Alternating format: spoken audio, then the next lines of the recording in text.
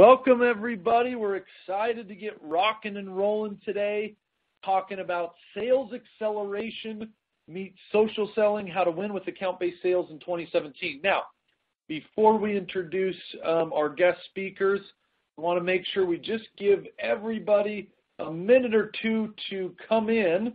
And while we wait for them, we wanted to play a short video clip highlighting a great experience we had with our friends at DocuSign. So let everybody come in and we'll kick off here in just a second.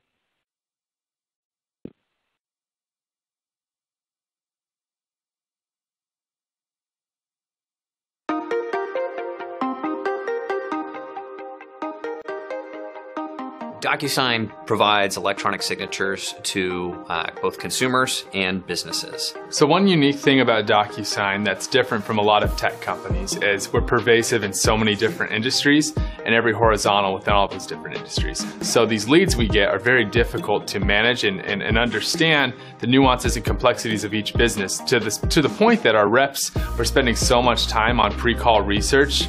It was like a quarter to a third of our reps' day were just being committed to these activities that aren't driving revenue, they're not driving opportunities. Thanks to InsideSales.com, we've been able to eliminate the guesswork from the SDR position. We've been able to eliminate the biggest issue and the biggest frustration in their day, which is, who do I call? So the Inside Sales product has pretty much taken out the thinking. So really what I do is concentrate on my prospect in the conversation, and that's helped improve my productivity. It can be hard to keep things fresh and motivating. So for us, a lot of the gamification elements that Inside Sales provides, it's really the icing on the cake. Every minute things get updated, right? People can see their progress real time. When you see, your name get bumped down because someone else got flashed above, that motivates you. As we were implementing Inside Sales, one of the things we immediately saw were double-digit increases in a lot of the key metrics. Number of dials we made, number of connects, and then the real key metric for us is number of qualified opportunities per SDR that we were finding.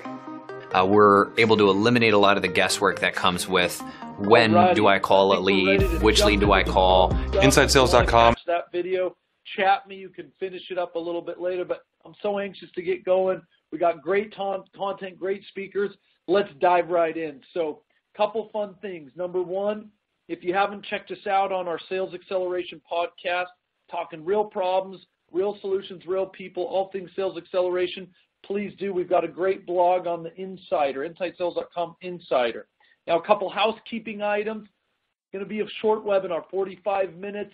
Do feel free to join us, hashtag Inside Sales Webinar, and we will get this recorded version out to you as soon as we can. Now, with that, I do want to introduce our speakers, but I want to make sure everybody knows that this is going to be an interactive webinar. We want to make sure we handle questions. Probably we'll handle those at the end. So if you haven't already, find that Q&A box in your screen and type your name and where you're coming from. And while myself and Gordon introduce ourselves, we'll just make sure everyone's in and ready to participate. So Gordon, I'm going to go first, and then I'll hand it over to you. So I'm Gabe Larson. I'm the director of our Inside Sales Labs here at InsideSales.com. I run our best practices and research group, and we are excited today to be partnering with our friends over at LinkedIn. Gordon, you mind taking a minute? Thanks, Gabe. My name is Gordon Tobin. Been here about 7 years at LinkedIn. Have done a bunch of different sales roles from SD right to field sales. Most recently ran our sales graduate program. Just embarked running our sales solutions SMB teams here in San Francisco. And tremendously excited to be here. Thanks to Gabe and all our friends at Inside Sales Labs. Fantastic. Well, we're looking forward to it. Looks like we've got a lot of people coming in. Nicole, Grace, Ron, Dave, Elizabeth. Good. Looks like everyone's into the Q&A box. So let's get into it. I'm going to take and just set this up briefly as we get into today's topic. Now, there's a little bit of a teaser. We're working on a study around pipeline management, looking at the full perspective.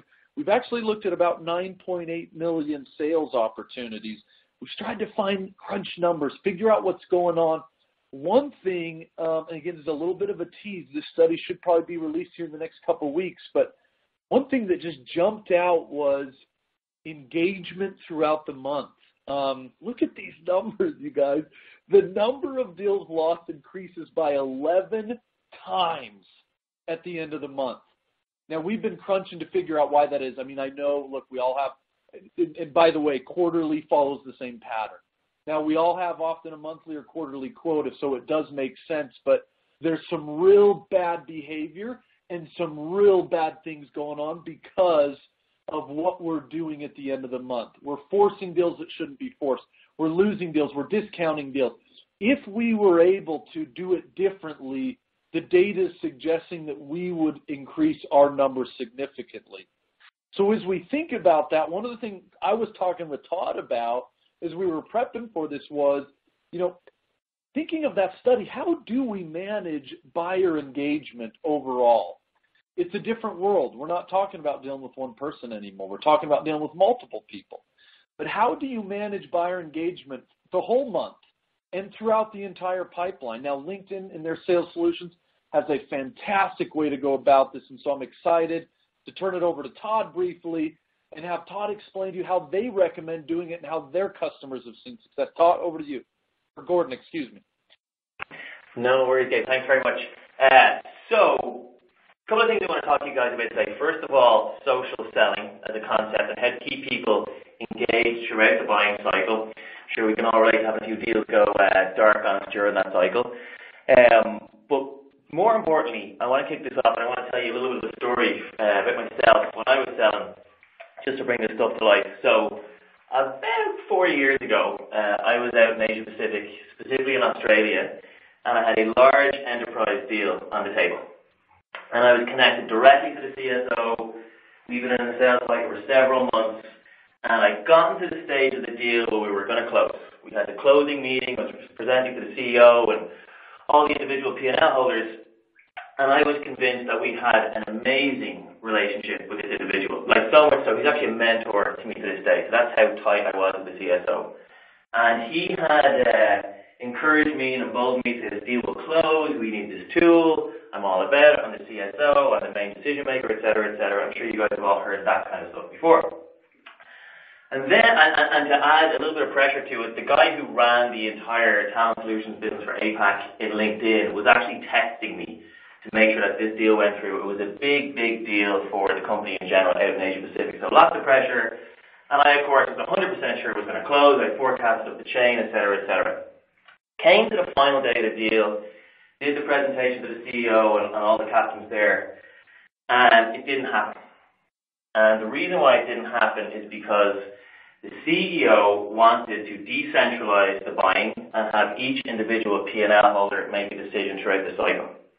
And that was a big, big, big knock to me. And one of the things that I could have done when I look back and I reflect now with the benefit of understanding our sales solutions business and social selling moreover is I could have multi-threaded this deal and kept all of those individual P&L holders engaged throughout the entire sales cycle.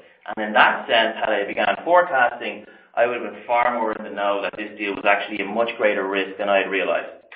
So, let me pause there at the end of my story, but I want to bring some of these concepts to life now, so if we can just move on. Buyer-seller relationship. So, I think everybody's going to be familiar with, what I just said there in the CSO. You've got a great relationship with one person whom you believe is the decision maker in the company. Things, though, as we're all aware, have changed. Now we're in a world where there are much, much more decision makers. I'm sure you can all relate now when you've got multiple functions, multiple P&L holders engaged in the buying cycle, and this typically makes the process a lot more complex. And so what we're seeing actually, and from our friends in corporate executive board, is in many cases, and particularly in B2B, we actually have about 6.8 to 7 decision makers involved in the sales cycle. And if you actually move up the chain to more enterprise level sales, we see this anywhere multiples of 10, 15, in some cases 20 people involved in what we would consider buying committees. Which again, your ability to stay engaged with all of these people, identify all of these people, and have them engaged throughout the entire life cycle of a deal makes a huge difference in terms of getting the deal closed at the end of the day and it not going dark. Another big trend we're seeing moving through this is more budgets, more P&L holders right the way out, and decentralized buying processes. And you have to keep these folks engaged throughout the entire cycle. So how do we go about doing this? Well, the first thing is, one last point to add as well is, we are seeing, I'm sure we've all seen this, and certainly at LinkedIn with the data we have on people's mobility, there is massive turnover with decision makers themselves. Matter of fact, we see that most decision makers, about 1 in 5 or 20% are actually leaving their roles during the year. So let's pause there. Ask yourself, how many times have you had a great deal going, which you were sure you were in touch with the right person, and that one right person changed role, moved to a different company or changed functionally in their current post, and then the deal all of a sudden went dark? Well, that's, I'm sure, something we can all relate to. It certainly happened to us. So how then do you move to break free of the one relationship habit? How do you keep these folks involved? And this is something that we've been working on for some time on LinkedIn, and with our unique data assets, it puts us in a great place to help people solve this issue. And so the first thing to say is, well, let's move away from the world of point-to-point selling. For those of you on the line that have been selling for years, I'm sure you were involved in sales cycle where you could engage one person and you could get the deal done. And what we've seen again, certainly since 2008, that buying behavior has changed. And being a networked seller and multi-threading, i.e. having more contacts than the one contact that you're in touch with on the deal, is a hugely valuable thing to keep you engaged. And this is where I would say, enter social selling. This is how we can help. So there's a few ways, and I want to run through these, some tactics, before we hand it back over to Gabe and team. So first of all, using social selling to drive multi-threading and continuous buyer engagement. Use social media to identify decision makers and influencers. So I think the first thing that we can help with, obviously, with the LinkedIn data, is looking through the account, finding all the relevant parties in a given company or account at the right level of seniority who are the decision makers and influencers. And really critical here is identifying that buying committee, those 6 or 7 people plus that will be involved in getting your deal over the line. Second thing is, how do you determine the best path for connecting to multiple decision makers? We've got a few ways to do on that. One, it's actually leveraging your own team's existing network. What you'll find, I'm sure you guys are doing this already, is who do we already know that can give us an in with this account? Who can give us an introduction? Ideally speaking, if there's someone on your team or on your exec staff or whatever it might be that can make that warm introduction, that will greatly shorten the sales cycle and increase the statistical probability of the deal closing.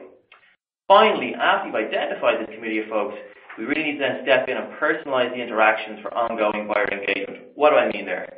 Basically, by looking at someone's profile, you can tell, well, we went to the same school, or we're connected through this individual, or we both like such and such sport, or whatever it is in their profile, but using a social insight that is on the profile to say, hey, Gordon, I see you went to UCD and you're connected to my colleague Jane. We'll look to start a conversation around X, Y, Z. That will get your foot in the door far more easily than reaching out with the typical kind of mail merge, generic emails that I'm sure we've all been used to sending out in times past.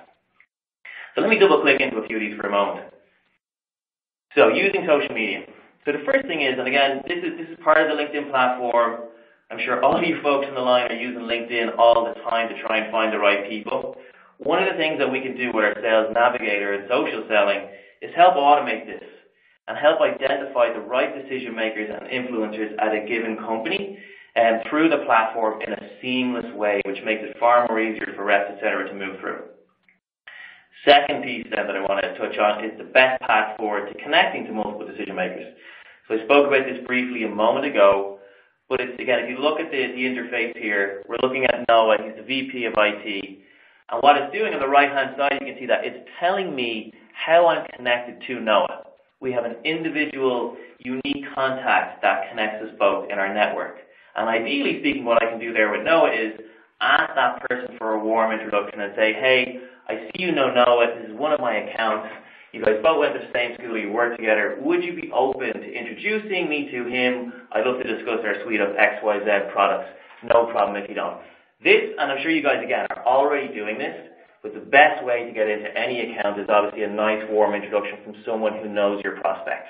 It's a beautiful way of doing it. We just simply automate that which is already being done. Next on the line, personalized interactions for ongoing buyer engagement.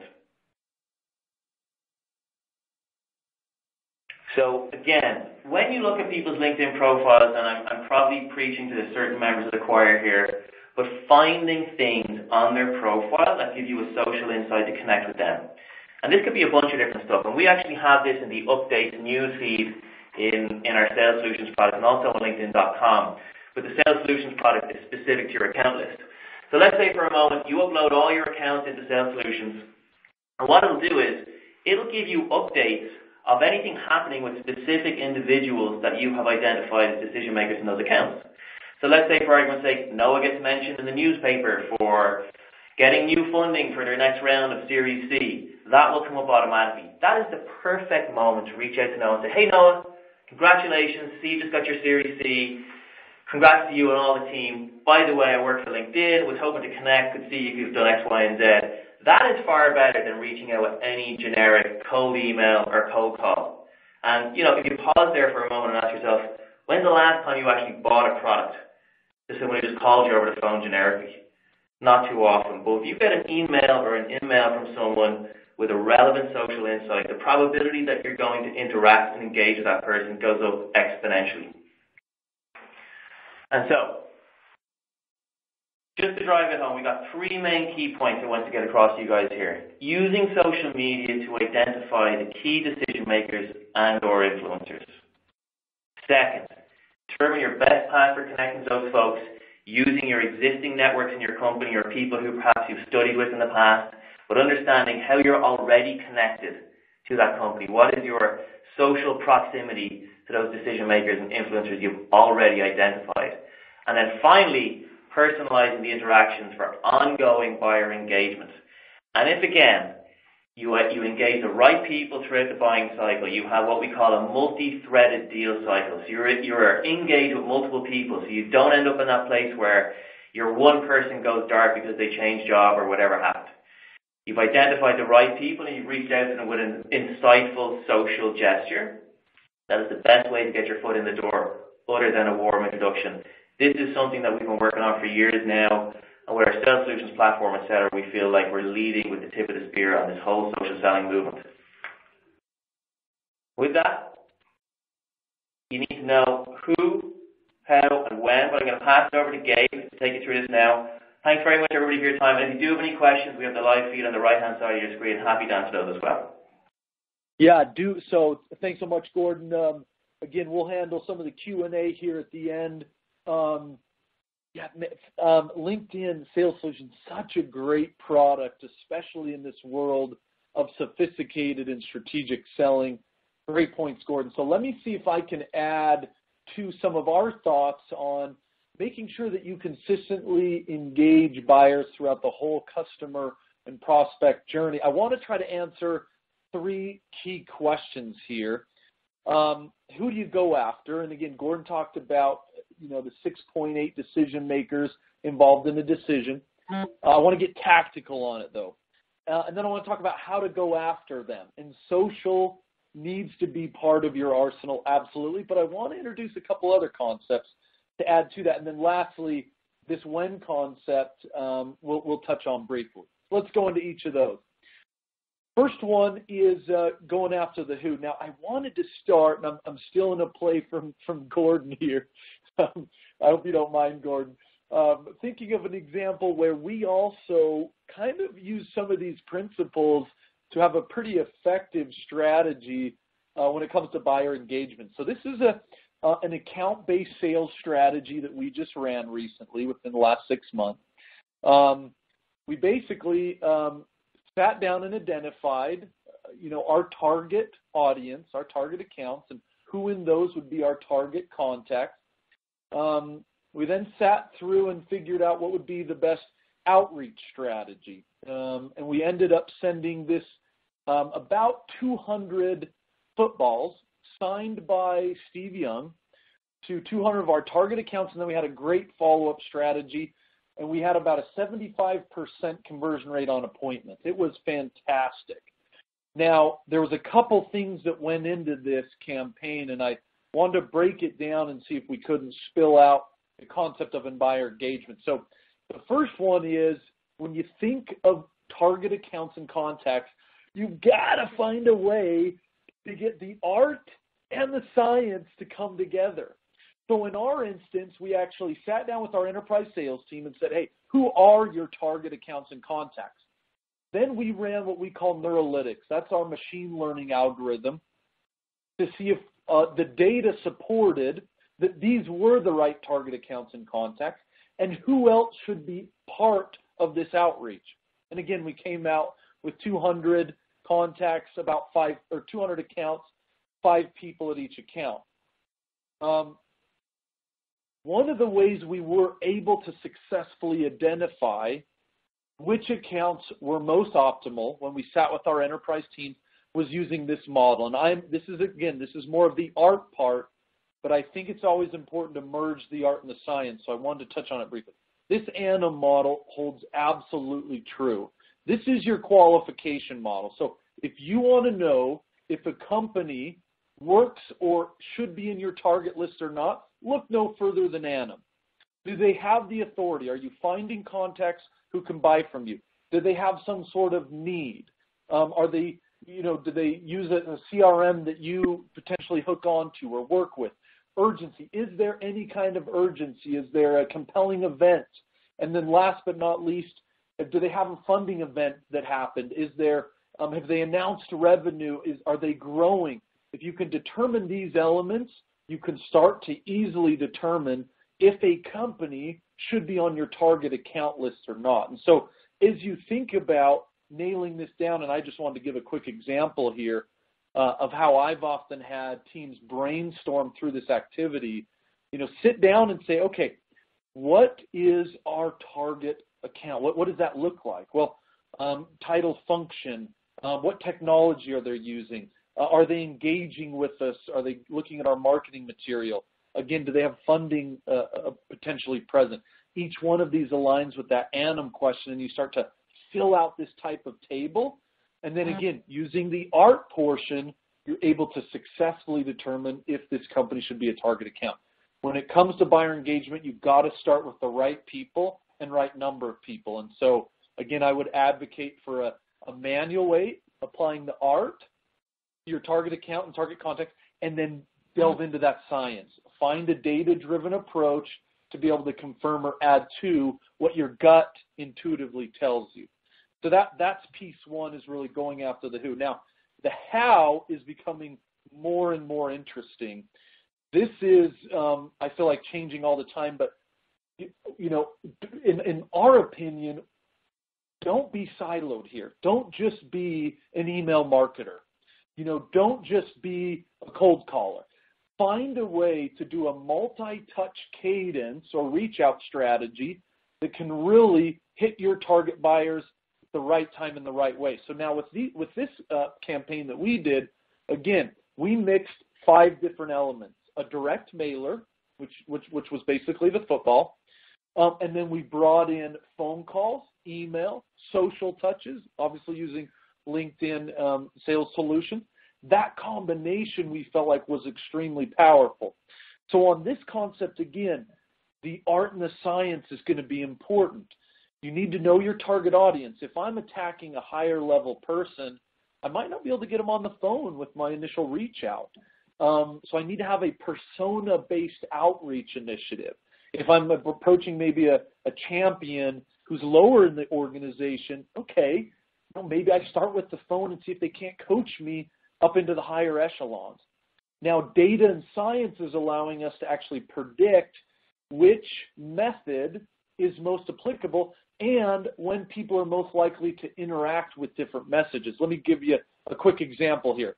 So my team, truthfully, my team didn't want me to tell the special sauce on our outreach campaign, our Don't Be Blindsided campaign, but this is a sample cadence, and walk with me here just for a second. So I want to be strategic in the way I reach out. So I identify the persona. So I'm going after a VP of sales. So on day 0, I drop the football, right? So it lands. I use a vendor to help me do that. On day 1, I have my team start attacking the follow-up strategy. A lot of organizations, they're introducing direct mailers, but then they're stopping. They're just sending the cups or the gifts, and then they don't do much of a follow-up. Got to have that strategic follow-up. So walk with me here just a little bit. So day one, okay, I follow up with an email. Then I try to get them on social. I jump on LinkedIn and try to let them know, hey, did you get that football, or did you, you touch or like something that they've done? Then followed up with a phone call. Then 3 days later, you do another set of activities. Then 3 days, you can see day 7, 10, 12, and 14. Now, we're doing a big research study on optimal cadence strategies, and I'm telling you, those 5 pillars form a really sophisticated and strategic outreach of social, email, phone, voicemail, and direct mailers. I'm a big proponent of those 5, and I think they can be very effective. Now, there's some things you want to be thinking about. When it comes to cadence, you don't want to space out the activities too far. Most of our research is saying 1 to 3 days. You go a week in between activities, you lose top of mind. Again, you don't want to focus too much on one activity. Don't be that cold caller. Don't be the email marketer. Find your persona, figure out what works, and then build that cadence strategy off of that. And then optimal number of touches on this, you guys. If you're really doing an advanced strategy, you're typically going in an account-based model, 30 to 60 days, and you should be looking at 10 to 20 touches, 10 minimum, probably 20 maximum, thinking strategically about that. Now, I mentioned this, if you've not engaged with these direct mailer companies, this is just kind of a side note because I've fallen in love. Again, you got to just test different things, but try some of these direct mailer stuff. It's a great way to engage people top of funnel. In this cadence strategy we're talking about can be really fun. Coffee Sender, shout out to those guys. PFL, they're fantastic. I could name about 10 others, but I don't want to give all the secret sauce away. So I want you to have to do a little bit of due diligence as well. So in closing on that, again, art and science here. Find a way to make sure you understand your audience and what you believe would be successful in engaging with them as you prospect, but bring in some of this science. Some of our tools, our playbooks tool, allows you to actually say, hey, I want to send an email, but I don't know when the best time to send it is. Well, you press a button, and it's going to look at all of the interactions with those types of personas, and it's going to send your email at an optimal time. So it's that kind of art and science that can absolutely take you to the next level. Okay, just a couple more pieces here. This one piece is interesting. I wanted to touch on that bottom of funnel. So, okay, we've identified who we've gone after. We figured out the how. We've reached out effectively, and we've got this strategic reach out strategy. We've had the conversation, and now they're in our pipeline. And sometimes I feel like this is a misnomer. You know, people say, okay, account-based sales, it's done now. It's really only account-based sales development. But I'm a big believer both with LinkedIn as well as with InsideSales.com. Once it's an opportunity, that's a great time to use both of those tools to make sure your buyer engagement sticks all the way to close. So let me just give you a couple tidbits here. Again, thinking of this same campaign, sent the footballs, reached out, got the appointments, but now how do we manage them effectively in our entire pipeline? And I want to just touch on kind of a quick strategy here. So pipeline management is becoming extremely important, especially in an account-based sales model. And there's really 4 areas that I believe reps need to just have laser focus on. It's quantity, quality, velocity, and balance. And again, this is more of the art part, and I want to talk about how the science can help you double down on this, but you've got to know how to do it irrespective of technology. So quantity. Is the total quantity of your pipeline reasonable versus your quota? It's a big one. Quality. What percentage of your pipeline has a scheduled next event? You've got to make sure if you're not actively moving it forward, you don't have quality pipeline. Velocity. Are opportunities moving through the pipeline stages at a reasonable rate? What would be some of your ratios from stage to stage? And then lastly is balance. I see a lot of times, sales reps, they get so much, they work so hard to get some into their pipeline, they close that and then they got to start all back over. You want to make sure you have even balance at the top and bottom of your funnel. Now, the best way to do that is have that art and science working together. You need to know your sales process like the back of your hand, but then you got to be looking for data and science to be able to help you manage some of that. Our sales HD forecast, or high definition forecast product, helps sales reps strategically manage their pipeline, know which opportunities to pursue and which ones are decaying or delaying so that you can strategically move them forward. Finding a way to manage art and science can be absolutely strategic in the way that you manage your pipeline. So, whew, I know that was a lot, but tee that off. Our Playbooks product, fantastic in thinking through an account-based sales model, partnering that with LinkedIn Sales Solutions. I think you've got a home run. And with that, want to turn it over here and see if we can't get a couple of questions. I know, Gordon, I know I've got about 15 questions for you, but I know that we have a handful from the audience as well. Let's dive into these, Gordon. One for you to start. Can you talk a little bit about some of these triggers that sales reps should be scanning for really opening business-related conversations? I mean, you're at this all the time. What works for you? Yeah, thanks, Gabe, and thanks for the question.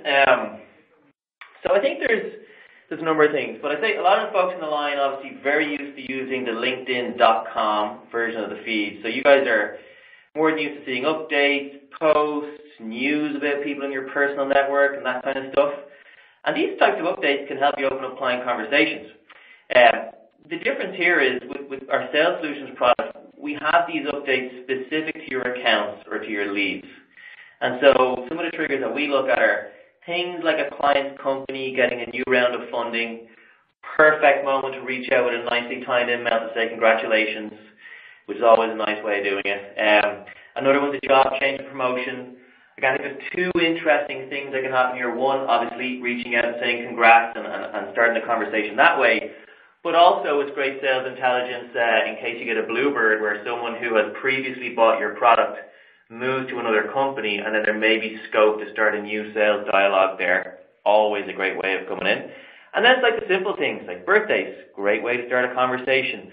I think if you can pick up on these relevant and well-timed pieces of intel, like we find they are fantastic for opening the door and far more effective than the kind of conventional sales tactic of picking up the phone many, many times a day, which I'm a big believer in the phone. I don't take away from it. That's where I learned. But I have learned over the last few years that reaching out with a well-timed social insight or a sales trigger is a really effective way of getting your foot in the door.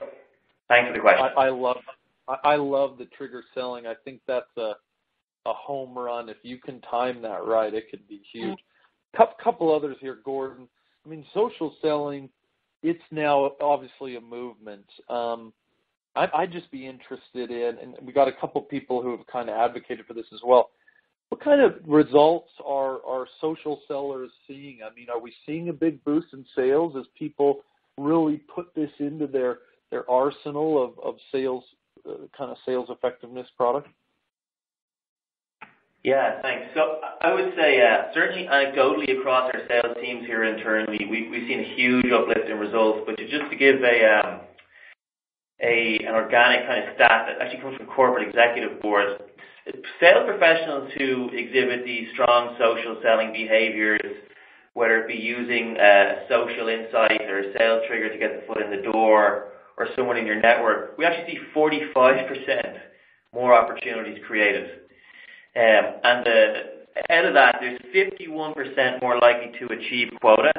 And then for those of you that have a President's Club structure, it's 3 times more likely to get to President's Club. And again, these stats are independent. They come from corporate executive boards, so independently verified. So huge uptick for those that get on board the social selling side of things, particularly in B2B.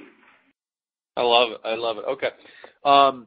This one's actually more directed at inside sales, but it dovetails into another question, Gordon, that I want to pull you on too. So we got Owen saying, thinking about direct mail, does email have the same effect as regular mail? Now, this is an interesting one, Owen, because this is becoming a little newer phenomenon for some of us old timers in sales. Gordon, I don't know if you can call us old timers, but somewhat old timers in sales.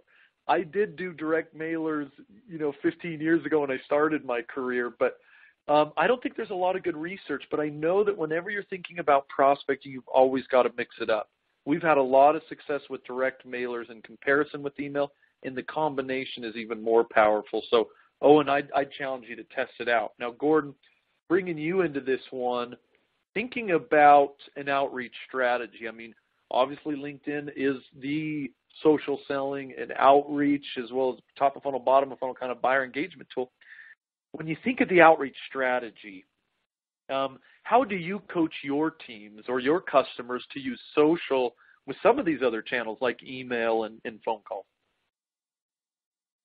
Yeah, it's a great question. Something that we have a lot of discussion about internally. So I think when I think about the cadence of different channels of outreach, we definitely want to think about the importance of social connectivity. And there's never going to be a moment where I'm just reaching out or encouraging the team to just reach out because they're on the list. I think we definitely try and lean in and be strategic and thoughtful about it. So I always make sure that we lead with some sort of social insight. We typically don't lead with email first. We usually use InMail, which is the kind of internal email system that we have on the LinkedIn platform. But if I had to prioritize anything above all else, I'd say it'd be a warm introduction. Right? So things like Team Link, knowing who in your company can connect you to a prospect becomes a critical part of our outreach strategy. And if I don't have that, I'll usually go to InMail because it's across the LinkedIn network and there's a lot more insights and connectivity through social gestures, etc. that you can pick up on. And after, if I don't see a response from an InMail and the person is not active on LinkedIn as I hope, then I'll go the email route. But as a tip, I'll often copy and paste my content on InMail to my email so there's some context there and it's not completely cold.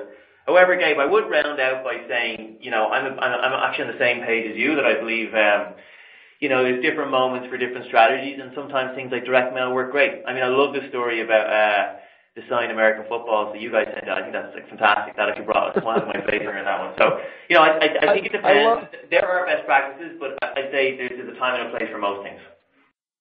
I love how Gordon said signed American footballs, right? Because I'm assuming an American football means something different than just a regular football to you. Am I right, Gordon? It does. You might detect I have a bit of an Irish accent. Been living here the last year, so try and hide it sometimes in these calls and slow down so people will understand me. But yeah. No, and I'm mostly just giving you all the time. Couple more questions, and then we can wrap things up here. So I want to just dive a little bit deeper into this. I know a lot of teams. I was actually with a business development or sales development leader maybe just a couple of weeks ago, and she said, I feel like my team is turning into email marketers. I'm a little bit nervous about it. But a lot of teams, especially on prospecting, will send out emails and then they'll watch for response rates as a way to kind of manage their outreach strategy. I see somebody respond and then I can kind of maybe do something as a follow-up or a phone call, etc. Thinking about InMail, do you and your teams or your customers use InMail in a similar fashion? If not, what is the most effective way to use InMail? Now, I know you touched on that briefly, but I was hoping you could maybe just dovetail and go one more step deeper on kind of the use of InMail. Yeah, this is InMail, just so I can make sure I got this question appropriately. This is InMail best practices? Yeah, I mean, especially in relation to somebody who says, hey, I send emails and I watch response rates and then I respond, Gabe. That's my outreach strategy. So how would you respond to someone who says, that's kind of my strategy, I'm now adopting InMail? How do I move the two or work the two together? Got it. Yeah. So I think a starting point for an answer would be taking a look at the accounts. But I think if someone is engaged on LinkedIn, if you can see that they're posting material, status updates, they have a well-filled out profile. There's some things that you can look at on someone's profile, like how often they've shared social insights. And they seem active recently on LinkedIn. We would always, drink our own Kool-Aid and send an email first. Generally, I think that's a great way to get a foot in the door, particularly if they're active. However, there are some folks who have members on the platform who are not as engaged. And sometimes, we'd always try and email first, but sometimes an email can work there as well. And I think it's a common sense judgment. Look at your account, look at their LinkedIn profile. If they seem active on LinkedIn, definitely use the email. If they don't, I'd probably try the email in tandem with an email and then follow up with a phone call. That would be kind of the older school way I would have approached it. But I think for me, email and the response rates and the effectiveness of it, I think you can get a good proxy by looking at someone's profile and how active they are on LinkedIn. That's usually helpful. Yeah, I love it. Yeah, we've got a question here from Mary that just popped open, and she said, talk to me about in-mail versus direct mail, which is more effective. And Mary, again, as we're kind of talking, I think the strategy is you probably want to test it and give them a try, right? I think at times a phone call is going to be more effective. At times an in-mail. At times you may want to test a direct mailer. You got to find for different audience which works for you and see if you can apply that. But I've found all of those to be effective with different audiences. Now, one of the questions, Gordon, that always comes up. Sorry, Gordon, I'm kind of pounding you with questions. Keep coming back. We'll wrap here in just a second, but big question that always comes up, and it's come up a couple times here in the thread. I just wanted to throw it out to you. This might be a softball, but thinking about the freemium version versus the premium version, maybe the Navigator versus just something I sign up for free. You've talked about some other. You've mentioned the features like Team Link, etc. What's the advantage, or give me the quick pitch on why I should jump from the freemium to the premium? From the freemium to the premium? Just to make sure I got that right? Kind of your free LinkedIn to the more advanced premium or the Sales Navigator. Yeah, well, starting point or how to frame that is Sales Navigator is software as a service that we've specifically designed to help sales professionals. And so there's a bunch of features in there that are specific to a sales process. So let me give you a couple of examples. I think the first one that they gave is Team Link. So one of the great things that the Sales Navigator platform can do is it will automatically tell you of all the accounts that you've just loaded into the platform, how you are connected to those different accounts and or decision makers in those accounts via people that you already work with who are on your team. Right? So using people in your company who know your prospect to give you a warm in. This is something that I'm sure all of you on the phone do to a certain extent organically. But what we do is take every connection of everybody on your team, map those back to your accounts, and then tell you what your in is. That's something that's very specific to our Sales Solutions product, and again, hugely helpful in terms of helping the overall efficiency of a team. Second thing that we do that I think is fantastic is a function called Lead Builder. So again, looking through your accounts, we can list out all the various different decision makers, influencers, and then actually build a lead list of people that your rep should be following up with directly. And again, that's based on connection data as well in terms of how you have a warm in. I think the last point, and there's a ton I could mention, but just in the interest of time, the last point I'd make is, we have this saying internally that selling is a team sport. And so when you have your teams engage on the Sales Solutions platform, it opens up the combined power of all of your networks, all the combined insights that your prospects are sharing across the platform, and serving those up to your sales teams to engage with the right people, with the right insight at the right time, and again, specifically designed for the sales workflow, which overall net makes the whole process way more efficient and allows your reps doing what they're supposed to be doing, which is speaking to the right people, having the right conversations, and again at the right time. So I think that's how I would kind of frame the major key differences with moving on to the premium platform versus the freemium platform. And one last actually additional point that I'll make is, and I shouldn't have neglected to mention this in the beginning, but it opens up the LinkedIn platform. So I think one of the things that you'll see on the freemium is you only have so much insight and you can only view so many profiles. But what the LinkedIn Sales Solutions platform will actually open up your second and third degree networks as well, which just gives you a far bigger total addressable market of prospects to look at. Great. Well, Gordon, let's bring this kind of to a close. I'm going to just answer this real quick question from Harry. Question about what is the right number of decision makers or contacts I should be going after per account? Just a quick one, and we can close here. But Terry, depending on if you're a high velocity model versus an account based model, Gordon showed that stat from corporate executive board, 6.8. I've typically found, 5 is about right for, again, where we typically play.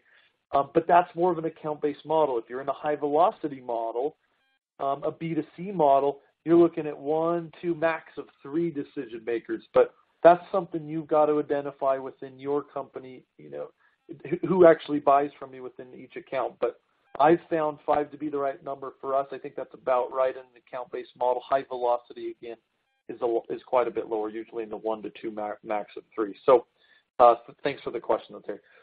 So, Gordon, really appreciate it. Everybody loved the questions. I know there's always more.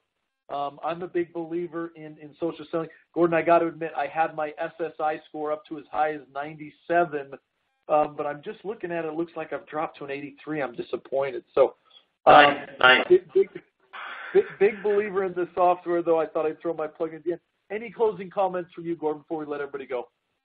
Just a closing comment of gratitude. Big thanks to you, Gabe, and all our friends at Inside Sales as well. Thanks to the team here for setting up the webinar. And, of course, most importantly, thanks to everybody who came on and all the great questions as well. It's a lot of fun engaging with you guys today, so many thanks. Awesome, guys. Hey, great day, and let's get at it. Take care. Bye-bye.